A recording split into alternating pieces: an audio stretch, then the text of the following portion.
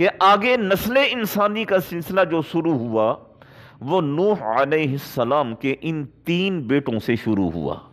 کشتی میں اور جو لوگ سوار تھے ان میں سے کسی سے بھی آگے نسل نہیں چلی ہے۔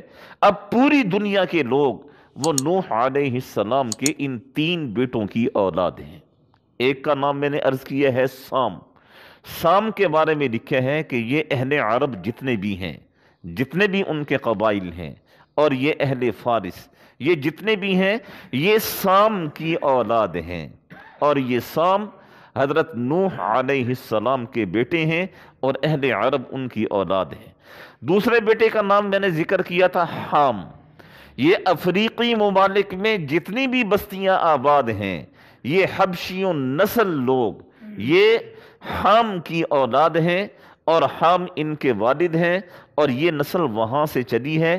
بعض علماء کرام نے ہم ہندوستان کے لوگوں کو بھی حام کی اولاد قرار دیا ہے کہ ہم بھی انہی کی نسل میں سے ہیں۔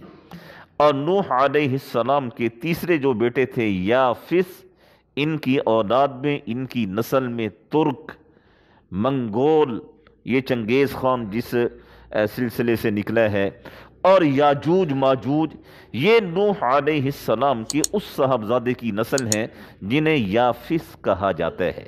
اور آپ کے یہ 3 صاحبزادے بعد میں زندہ رہے، اور انہی سے پھر اللہ نے پوری دنیا کی انسانیت کے سلسلے کو چلایا۔ اسی وجہ سے نوح